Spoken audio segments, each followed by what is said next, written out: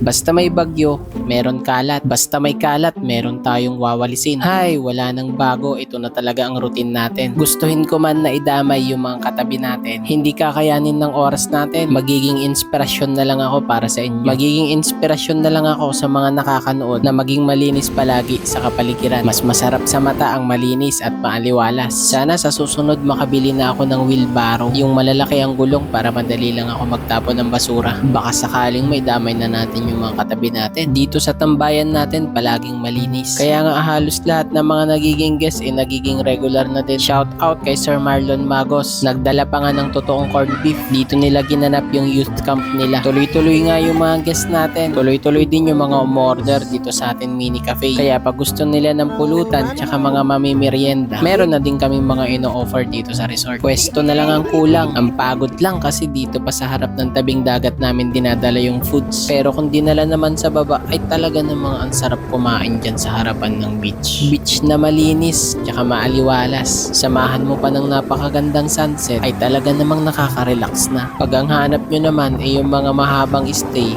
mga week or months, meron na tayong ino-offer na room, aircon room dito sa taas ng bahay namin. Lagi lang tayong magpapakabisi sa araw-araw kasi nga madami tayong pangarap. At ang pinakauna doon, yung pangarap nating sumika. Tara, chill tayo dito sa aming tambayan.